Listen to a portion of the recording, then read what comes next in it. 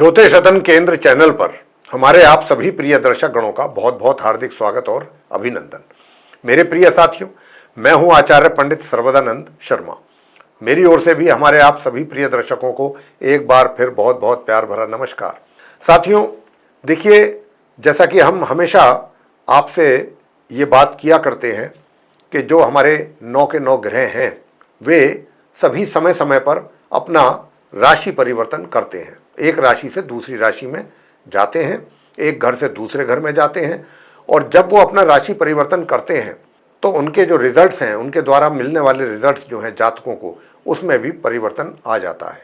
तो यहाँ पर आज जो हम चर्चा करने वाले हैं वो सूर्य ग्रह को लेकर के चर्चा करने वाले हैं। और जैसा कि हमारे आप सभी साथी लोग जानते हैं कि ज्योतिष शास्त्र के अनुसार सभी 9 ग्रहों के राजा कहलाने वाले सूर्यदेव तथा व्यक्ति को उसके जीवन में मान सम्मान, स्वास्थ्य, ऊर्जा, यश, ख्याति, प्रभाव और चिकित्सा, मतलब अगर आपका सूर्य अच्छा है तो आप चिकित्सक बन सकते हो, मेडिकल फील्ड में भी आप जाते हैं, तथा विज्ञान के देने वाले, इन चीज़ों के देने वाले सूर्य ग्रह ही हैं।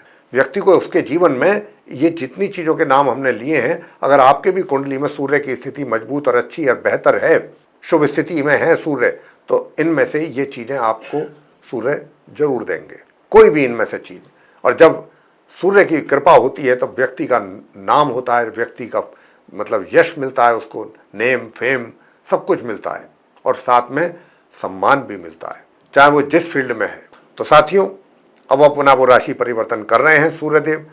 कब कर रहे हैं? दिनांक 17 अगस्त 2026 दिन सोमवार को, श्रावण मास शुक्ल पक्ष की पंचमी तिथि को प्रातः 7:58 पर अपनी मित्र राशि कर्क से निकलेंगे ये 17 अगस्त 2026 को, और अपनी स्वयं की राशि सिंह में प्रवेश करेंगे, तथा ये फिर वहां पर रहेंगे 17 सितंबर 2026 तक, पूरे 1 महीने अपने स्वयं के घर में, अपनी स्वयं की राशि सिंह में। लेकिन समस्या क्या है? कहने को तो अपने घर में जा रहे हैं, अपने घर में तो ग्रह बलवान होता ही है, लेकिन समस्या थोड़ी ये है इनके साथ कि इनके साथ जो है वहाँ पर केतु पहले से ही वहाँ इनके घर में विराजमान है। केतु जो पापी और क्रूर ग्रह कहलाते हैं, वो पहले से ही अपने हालांकि सूर्य और केतु की आपस में शत्रुता है, तो केतु अपने शत्रु के घर में पहले से ही विराजमान है। तो जब सूर्य अपने घर के अंदर एंटर होंगे तो वहाँ इनके शत्रु केतु के साथ इनका संबंध बनेगा। वो आप खुद कल्पना कर सकते हैं कि अगर किसी के घर में उसी व्यक्ति का कोई शत्रु घुसा बैठा हो तो उस व्यक्ति की क्या हालत होगी। कोई व्यक्ति अपने घर से थोड़ा बाहर गया निकल करके, लेकिन जब वो लौट करके आया तो उसका जो महाशत्रु है वो उसके घर में अंदर ही बैठा है, तो उस व्यक्ति की उस समय क्या मानसिकता रहेगी, क्या स्थिति रहेगी, बस थोड़ा सा ये कल्पना करने की आवश्यकता है। तो यहाँ पर मैं वही आपसे बताना चाहता हूँ कि सूर्य यूं तो अपने घर में आ रहे हैं और 1 महीने रहेंगे अपने इस घर में, अपनी राशि में, लेकिन किसके साथ रहेंगे? अपने शत्रु के साथ। अब अपने शत्रु के साथ जब ये रहेंगे सिंह राशि में, तो हमारे आप सभी 12 जो लगन राशि के जातक हैं, मेष लगन राशि से और मीन लगन राशि तक, उनको ये किस प्रकार के रिजल्ट्स देंगे।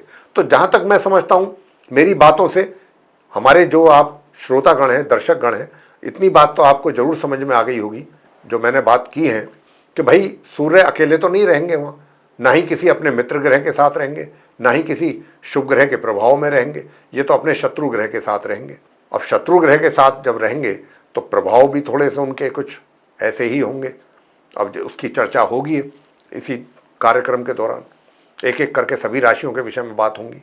लेकिन साथियों, आपको परेशान होने की मैं हमेशा बोलता हूं कि कोई आवश्यकता नहीं है। तो ग्रह हैं, अपनी चाल बदलते हैं, अपने रिजल्ट्स बदलते हैं जीवन में व्यक्तियों के, लेकिन हमें परेशान होने की इसलिए आवश्यकता नहीं है कि हमारे ज्योतिष शास्त्र में हमारे ऋषि मुनियों ने हमें बहुत ही सूक्ष्म से सूक्ष्म उपाय से लेकर और बड़े उपायों तक बहुत कुछ चीज़ें दी हैं गिफ्ट में। बस वही उपायों को हम आपके साथ शेयर करेंगे। अंत में जब सभी 12 राशियों की चर्चा हम आपके साथ कर चुके होंगे तो अंत में कुछ वो सूक्ष्म उपाय आपको देंगे। उन उपायों को अगर आप करते हैं तो निश्चित रूप से सूर्यदेव और केतु के जो ये युति है, इसके कारण मिलने वाले कुछ नकारात्मक प्रभाव जो हैं, जो सभी 12 राशियों को किसी न किसी रूप में मिलने की संभावना बनेगी, तो वो कम होंगे। अगर आप उपायों को करते हैं निष्ठा के साथ और नित्य प्रतिदिन करते हैं तो निश्चित रूप से आपके अशुभ प्रभावों में कमी आएगी। तो साथियों, सबसे पहले बात करेंगे मेष लगन राशि के जो जातक हैं उनके विषय में, जिनका कि एरीज असेंडेंट है। तो सूर्य आपके चार्ट में पंचम भाव के स्वामी हैं और वो अपनी ही राशि में आ रहे हैं।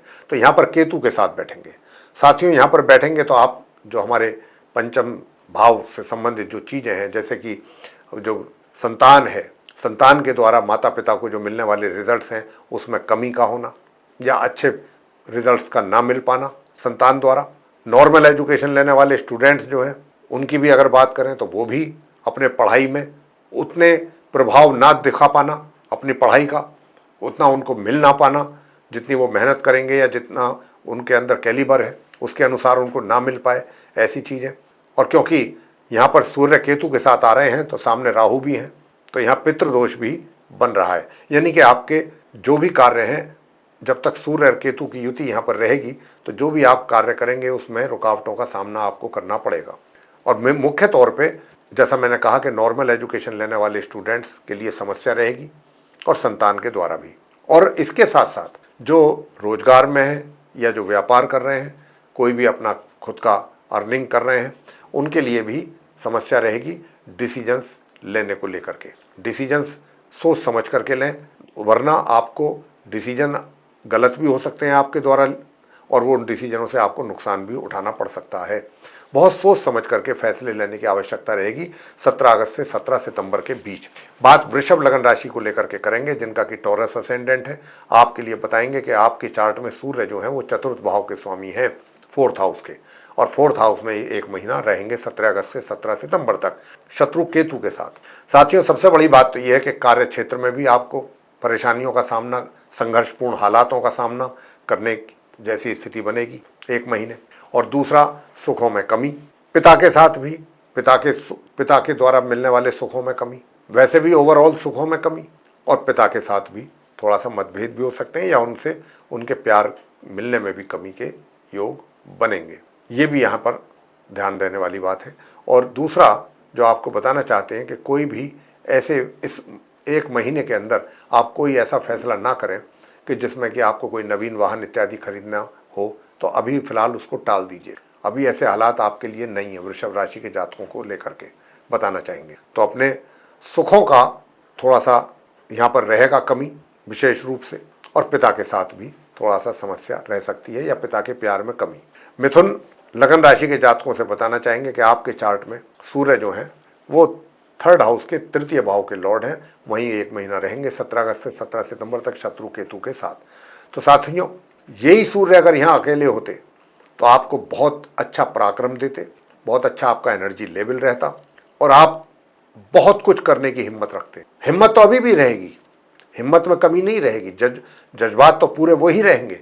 लेकिन एक तो ये होता है कि व्यक्ति सोचता है कि मैं करूँगा तो करता है, और एक व्यक्ति सोचता ही रह जाता है, कर नहीं पाता। यहाँ स्थिति कुछ ऐसी ही है। दूसरा, छोटी दूरी की यात्राएं करेंगे तो वहाँ से भी नुकसान उठाना पड़ सकता है। छोटे भाई बहनों के साथ भी तकरार, प्यार में कमी, इस चीज़ की संभावना अधिक बनेगी। साथ ही भाग्य के सहयोग में भी कमी रहेगी। हायर स्टडीज़ वाले स्टूडेंट्स भी, उनको भी मैं बताना चाहता हूँ कि उनके लिए भी पढ़ाई में समस्याएं बनेंगी। कर्क लगन राशि की बात करते हैं, जिनका कैंसर असेंडेंट है। तो आपके चार्ट में सूर्य 2nd हाउस के लॉर्ड हैं और वहीं पर एक महीना रहेंगे केतु के साथ। तो आपको अपने घर परिवार के सदस्यों के साथ ध्यान रखना है इस महीने 17 अगस्त से 17 सितंबर के बीच कर्क लगन राशि के जातकों को, कि आप किसी भी प्रकार के अपने फैमिली मेंबर्स के साथ वाद विवाद से बचें। किसी भी प्रकार के वाद विवाद से, तनाव, टेंशन इसके रहने की संभावना अधिक है। और दूसरा वो ये कि जो भी आपका अपना मनी आपने सेव किया हुआ है उसका हाथों से निकलना, आप ही के हाथों से निकलना, यानी कि सेविंग्स में कमी, और घर के जो बड़े बुजुर्ग हैं उनका भी प्यार और आशीर्वाद में कमी रहेगी। स्वास्थ्य का भी आपको ध्यान रखने की आवश्यकता रहेगी, विशेष रूप से आँख और दांतों से संबंधित, आँख और दांत से संबंधित भी आपको रोग परेशान कर सकते हैं। बात करेंगे सिंह राशि की, सिंह लगन राशि की। सिंह राशि के तो लॉर्ड स्वयं हैं ही सूर्यदेव, तो उनकी तो राशि आपके लगन भाव में ही है। पूरे चार्ट के लॉर्ड जो हैं वो आपके सूर्यदेव ही तो हैं, और सूर्यदेव ही केतु के साथ यहाँ बैठेंगे। तो देखिए, कहीं ना कहीं जो भी आपका रेपू बना हुआ है सिंह लगन राशि के जातकों का, जो आपने अपना समाज में, परिवार में या अपने कार्य क्षेत्र में अपनी आपने जो एक रेपू बना के रखी है, उसको कोई धक्का ना लगे, कोई इसमें कमी ना आ जाए, इस बात का आपको बहुत ध्यान रखना है। और वैवाहिक जीवन में भी थोड़ी परेशानियों का सामना करना पड़ेगा आपको। पार्टनरशिप में काम कर रहे हैं वहाँ नुकसान उठाना पड़ेगा, और पार्टनर के साथ भी वाद विवाद, ऐसी स्थिति आपकी रहेगी। तो इस बात का ध्यान रखिए कि मान सम्मान में कमी ना होने पाए। जरा सी भी कोई भी ऐसी कोई बात आपसे हो गई, कोई भी ऐसा कार्य आपने कर दिया तो उससे आपका सीधा मान सम्मान में, कोई भी गलत या उल्टा कार्य आपके हाथों हो गया तो उससे सीधा आपके मान सम्मान में कमी होगी। आगे बात करते हैं कन्या लगन राशि के जातकों को लेकर के। तो आपके चार्ट में जो सिंह राशि है सूर्य की, वो द्वादश भाव में है। तो सूर्य जो है केतु के साथ द्वादश भाव में अपनी इस राशि में रहेंगे 17 अगस्त से 17 सितंबर तक। अब ये जब तक यहाँ रहेंगे, दूर दराज की यात्राएं अगर आपको करनी पड़ती हैं तो उससे आपको परेशानियों का सामना ही करना पड़ेगा। रिजल्ट्स आपके अनुसार आपको नहीं प्राप्त होंगे और थोड़ा स्वास्थ्य में भी कमी के संकेत हैं। स्वास्थ्य भी आपका डाउन रह सकता है, स्वास्थ्य में कमी रह सकती है। विरोधी भी आपके ऊपर हावी होने की कोशिश करेंगे। कोई कर्जा अगर आप लेना चाहते हैं, लोन इत्यादि, तो उसमें मिलने में भी समस्याएं आएंगी। बात करेंगे तुला लगन राशि को लेकर के, जिनका कि लिब्रा असेंडेंट है। तो आपके चार्ट में सूर्य जो है वो लाभ भाव के स्वामी हैं और अपनी राशि में आ रहे हैं। अगर अकेले होते तो धन का आगमन आपके लिए प्रचुर मात्रा में होता पूरी तरह से, लेकिन यहाँ पर केतु भी साथ में बैठ गए, शत्रु पहले से ही बैठे हुए हैं। सूर्य केतु की युति कहीं ना कहीं राहु का साथ संबंध, दृष्टि संबंध, पितृदोष का निर्माण कर रहा है, ग्रहण दोष का निर्माण कर रहा है। तो ये चीज़ें अच्छी नहीं हैं। आपका अपने मित्रों के साथ वाद विवाद रह सकता है, झगड़ा फसाद रह सकता है। तो एक तो आपको अपने मित्रों के साथ थोड़ा सा डिस्टेंस बना करके रखें। एक महीने 17 अगस्त से 17 सितंबर के बीच थोड़ा कम रखें संवाद उनके साथ, और जो भी संवाद करें मन की बात उनके साथ ना करें, इसका ध्यान रखिएगा। और जो भी नए मित्र हैं उनको भी बहुत सोच समझ करके ही उनके साथ मित्रता करें। मित्रों से धोखा भी मिल सकता है। और धन का जो आगमन है, आपके लिए जो लाभ है धन का, उसमें भी कहीं ना कहीं कमी या रुकावट, ये स्थिति आपकी बन सकती है। बड़े भाई बहनों के साथ भी वाद विवाद बन सकता है, पैदा हो सकता है, इसका भी ध्यान रखिएगा। और नॉर्मल एजुकेशन लेने वाले स्टूडेंट्स को तो पहले से ही समस्याएं आ रही हैं और भी अब ज़्यादा आएंगी। एक महीने उनके लिए समस्याएं और ज़्यादा रहेंगी। संतान को भी, माता पिता के लिए जो भी अच्छे रिजल्ट आप देने की प्लानिंग करते हैं या कर रहे थे, उसमें भी कमी रहना, यानी कि जैसा आप प्लानिंग कर रहे हैं अच्छे परिणाम देने की, अपने माता पिता को रिजल्ट्स देने की, वो रिजल्ट्स ना दे पाएँ, उसमें कमी रह जाए, उसका आपको मलाल रहे और माता पिता भी निराश रहें, ऐसी भी संभावना है। बात करेंगे वृश्चिक लगन राशि के जातकों को लेकर के, जिनका कि स्कॉर्पियो असेंडेंट है। साथियों, आपके चार्ट में जो है सिंह राशि वो दशम भाव में है। तो सूर्य जो है अपने दशम भाव में रहेंगे एक महीना 17 अगस्त से 17 सितंबर तक, साथ में केतु भी हैं। तो यहाँ पर आपके वृश्चिक राशि के जातकों को एक महीने अपने कार्य क्षेत्र में थोड़ा अधिक संघर्षपूर्ण हालातों का सामना करना पड़ेगा। तो आप बस दिल खोल करके मेहनत करते जाइएगा। मेहनत करेंगे तो उसका रिजल्ट आज नहीं तो कल मिलेगा। ये सोचे बगैर कि मुझे इसका रिजल्ट आज ही मिले, जो मैंने मेहनत किया आज ही उसके रिजल्ट्स मेरे सामने आने चाहिए, ये सोचे बगैर मिलेगा तो जरूर, आज नहीं तो कल। मेहनत खाली जाती नहीं, बस मेहनत पर अपना पूरा बल आपको लगा के रखना है, मेहनत करना है। बाकी रहा इस बात का प्रश्न कि भाई कार्य क्षेत्र, तो कार्य क्षेत्र में आपको ये भी बता दें कि किसी के साथ वाद विवाद में ना पड़े, किसी के वाद विवाद में ना पड़े, किसी के साथ वाद विवाद में ना पड़े। दोनों बातें अलग अलग हैं। अगर दो आदमी आपस में झगड़ा कर रहे हैं तो उनके बीच बचाव ना कराएं, जाके वहाँ से दूर ही रहें। और किसी के साथ झगड़ा ना करें, किसी के साथ आप अपने सीनियर के साथ भी आर्गूमेंट ना करें, या अपने बॉस के साथ नुकसान उठाना पड़ सकता है। सुखों में भी थोड़ा व्यवधान है, कमी है। धनु लगन राशि को लेकर के बात करेंगे, जिनका सेजिटेरियस असेंडेंट है। तो आपके चार्ट में सूर्य जो है वो नवम भाव यानी भाग्य भाव के स्वामी है। तो भाग्य में भी रुकावट होगी जब सूर्य केतु के साथ यहाँ बैठेंगे, तो ग्रहण दोष बनेगा, पितृदोष भी बन रहा है। उधर आपके पराक्रम में कमी, छोटी दूरी की यात्राओं से भी नुकसान उठाना पड़ सकता है। छोटे भाई बहनों के साथ भी समस्या बन सकती है। और भाग्य में कमी, और हायर स्टडीज़ करने वाले स्टूडेंट्स को भी यहाँ पर परेशानियों का सामना करना पड़ सकता है अपनी पढ़ाई को लेकर के। रिजल्ट्स भी प्रभावित हो सकते हैं, बहुत ध्यान रखने की आवश्यकता है। उपाय तो हम बिल्कुल अंत में बताएंगे जा करके क्या करने हैं। मकर लगन राशि को लेकर के बात करेंगे, जिनका एक्वेरियस असेंडेंट है। आपके चार्ट में जो सूर्य हैं उनकी सिंह राशि है वो अष्टम भाव में है, और यहाँ पर सूर्य और केतु की युति बन रही है अष्टम भाव में, और राहु के साथ सीधा दृष्टि संबंध है। तो पितृदोष का भी निर्माण हुआ, ग्रहण दोष भी हुआ। तो ये दोनों दो बड़े दोष हो गए। अब ये दोष जो हैं कहीं ना कहीं आपके कार्यों में रुकावटें पैदा करेंगे या कार्यों को बिगाड़ेंगे, लेकिन उसके लिए फिर हम अंत में आपको उपाय भी देंगे। उपाय करते रहेंगे तो चीज़ें सही तरीके से लाइफ में चलती रहेंगी। तो यहाँ पर साथियों, सूर्य केतु की युति कहीं ना कहीं बुजुर्गों के साथ आपके तालमेल में कमी, या बुजुर्गों का आपके प्रति नाराजगी, लेकिन आपको ये मौका उनको नहीं देना है, बिल्कुल नहीं देना है। ये उपाय है। आप प्रातःकाल उठिएगा, अपने बुजुर्गों के चरण छू करके उनका आशीर्वाद जरूर लीजिएगा। साथियों, यहाँ पर पारिवारिक संबंधों में भी कमी की ओर संकेत है। पारिवारिक संबंध में मतलब तनाव, टेंशन, और जो भी आपने अपना पैसा सेव किया है उसमें भी कमी का हो जाना, अपने आपके ही हाथों से पैसा निकल जाना जो आपने जोड़ा है। तो यह यहाँ पर स्थिति मकर लगन राशि के जातकों के लिए बनने की पूरी संभावना है। कुंभ लगन राशि को लेकर के बात करेंगे, जिनका कि एक्वेरियस असेंडेंट है। तो आपके चार्ट में सूर्य जो है वो 7th हाउस के लॉर्ड हैं और केतु के साथ 17 अगस्त से 17 सितंबर तक इसी राशि में, इसी घर में ये बने रहेंगे। और सूर्य और केतु की युति जो यहाँ पर बनेगी, ये सीधा सीधा आपके वैवाहिक जीवन को प्रभावित करेगी। आपके वैवाहिक जीवन में सुखों में कमी और डिस्टर्बेंसेस, वैवाहिक डिस्टर्बेंसेस मैरिड लाइफ में ये क्रिएट होगा। आप कंफ्यूज रहेंगे, मैं इधर जाऊं, ये करूं, वो करूं, ये डायरेक्शन में काम करूं, इस डायरेक्शन में, ये बहुत रहेगा आपके साथ समस्या। कोई भी एक सही डिसीजन ना ले पाना। और पार्टनरशिप में अगर कार्य कर रहे हैं तो बहुत संभल करके कार्य करें। पार्टनर के साथ आपका वाद विवाद भी हो सकता है, नुकसान भी उठाना पड़ सकता है, इसकी संभावना बहुत अधिक है। और कोई भी शॉर्टकट रास्ता ना यूज़ करें। कोई रिजल्ट अचीव करने के लिए आप कोई भी गलत और शॉर्टकट रास्ता एडॉप्ट ना करें, ये ध्यान रखिएगा।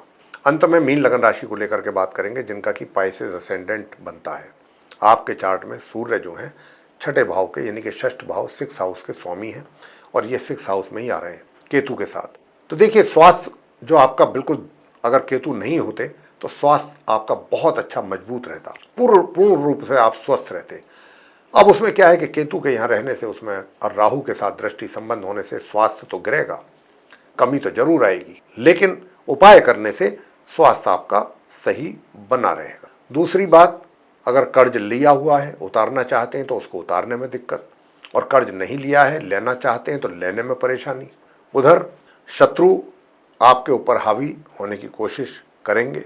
दूर दराज की यात्राओं से भी अपनी इच्छा के अनुसार परिणामों की प्राप्ति का ना हो पाना। तो यहाँ पर ये सारी चीज़ें हैं, तो ये आपको इन बातों का ध्यान रखना होगा। अब आते हैं, ये तो हमने चर्चा करी मेष से लेकर मीन राशि तक सूर्य केतु के युति जो सिंह राशि में बनेगी, सूर्य के राशि परिवर्तन करने के उपरांत उससे मिलने वाले प्रभाव क्या रहेंगे सभी 12 लगन राशियों के जातकों पर। लेकिन अब हम आ रहे हैं उपायों पर। कौन से वो उपाय आप करें, नित्य प्रतिदिन करें सभी 12 लगन राशि के जातक, ताकि आपको सभी को अपने अपनी जो भी जहां पर हमने नकारात्मक नेगेटिव रिजल्ट्स की बात की है, वो नेगेटिविटी खत्म हो आपकी लाइफ से। और वो उपाय क्या है, देखिए, प्रातःकाल सूर्य देव को जल देना बिल्कुल ना भूलें, प्रातःकाल, और वो भी तांबे के पात्र से। उसमें 1 चुटकी कुमकुम या रोली मिला करके, अगर गुड़हल का फूल मिलाकर आप करेंगे तो और भी अच्छा। और उसी समय 108 बार इस मंत्र का जरूर जाप करें मनी मन, ओम घृणी सूर्याय नमः, पहला उपाय। दूसरे उपाय पर आते हैं। घर में आए, पूजा घर के सामने बैठ जाएं, आदित्य हृदय स्तोत्रम का चाहे 10 ही मिनट पाठ करें, जरूर करें नियमित रूप से और श्रद्धा भाव से। ये दूसरा उपाय हो गया। और तीसरा उपाय, अगर घर में पिताश्री हैं या पिताश्री के तुल्य कोई बुजुर्ग व्यक्ति हैं, उनका पांव छू करके आशीर्वाद। कितने छोटे छोटे से उपाय हैं, इन्हीं से ही आपकी निगेटिविटी दूर हो जाएगी, निगेटिव जो रिजल्ट्स हैं। और चौथा उपाय आते हैं अब, वो क्या करना है आपको, नियमित रूप से गणपति जी की पूजा। बस, चाहे गणेश चालीसा जी का पाठ करें, चाहे गणेश जी के मंत्रों का उच्चारण करें 1 माला, या गणेश अथर्वशीर्ष का पाठ करें। गणपति जी की पूजा नियमित रूप से करनी है। और हो सके अगर कहीं आसपास काला या काला सफ़ेद रंग का कुत्ता है तो उसे मीठी रोटी सरसों का तेल लगा के खिला दें, या दूध पिला सकते हैं तो दूध पिला। बस यही करना है और कुछ नहीं। इन उपायों को करेंगे सभी 12 लगन राशि के जातक, सबको इसका बहुत बहुत अच्छे परिणाम मिलने वाले हैं। जहाँ भी मैंने नेगेटिविटी की बात की है सूर्य केतु के कारण, सब दूर हो जाएगी इन उपायों से, ये विश्वास कीजिए मेरी बात का। तो साथियों, ये था चर्चा सूर्यदेव के राशि परिवर्तन को लेकर के। अगर आपको ये पसंद आया है चर्चा, आपको इससे संतुष्टि हुई है सुन करके, तो आप इस वीडियो को लाइक जरूर कर लें और अधिक से अधिक मात्रा में वीडियो शेयर करें, ताकि दूसरे लोग भी इस महत्वपूर्ण जानकारी का लाभ ले सकें। और यदि आपने अभी तक हमारा चैनल सब्सक्राइब नहीं किया है तो चैनल को भी सब्सक्राइब जरूर करें, अधिक से अधिक मात्रा में वीडियो शेयर भी करें और बेल आइकन को भी दबाएं। और यदि आप अभी भी अपने परेशानी का सामना कर रहे हैं जीवन में और अनुभवी ज्योतिषाचार्य से परामर्श लेना चाहते हैं, तो आप नीचे दिए गए नंबर्स पर संपर्क करके अपनी या अपने परिजनों की कुंडली दिखा करके अपनी समस्याओं का आसान समाधान प्राप्त कर सकते हैं। तो साथियों, इसी के साथ अब हम इस कार्यक्रम को यहाँ समाप्त करेंगे और अपने आप सभी प्रिय दर्शक गणों से लेंगे इजाजत। आप सभी का सहृदय बहुत बहुत धन्यवाद। जय माता दी।